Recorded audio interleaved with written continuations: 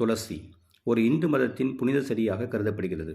மேலும் இது ஹாலி பேசில் என்றும் அழைக்கப்படுகிறது. இதன் மருத்துவ குணங்களில் தலைசிறந்து இருப்பதால் மூலிகை செடிகளின் ராணி என்றும் பெயர் பெற்று விளங்குகிறது. இதை அப்படியே அல்லது ஹெர்பல் டீயாக போட்டு சாப்பிடலாம்.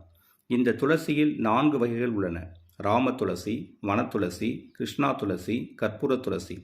இதில் கற்பூர துளசி பெரும்பாலும் வெளிப்பயன்பாட்டிற்கு பயன்படுத்தப்படுகிறது. கற்பூர துளசி எண்ணெய் காது பிரச்சனைகள் மற்றும் காது சொட்டு மருந்தாக பயன்படுகிறது. மேலும் இந்த ஆயில் சோப்பு, ஷாம்பு போன்ற உடம்பை சுத்தப்படுத்தும் பொருளாகவும் அமைகிறது. துளசியில் கிருமி எதிர்ப்பு சக்தி, பூஞ்சை எதிர்ப்பு பொருட்கள், பாக்டீரியாவில் பொருட்கள், பயோட்டிக் பொருட்கள் போன்றவை காய்ச்சல், ஜலதோஷம் மற்றும் மூச்சு பிரச்சனைகளை தீர்ப்பதற்கு மருந்தாக பயன்படுகிறது. ராம துளசி இலைகள் நீண்ட நாள் பட்ட மூச்சு பிரச்சனைகளுக்கு மருந்தாக பயன்படுகிறது.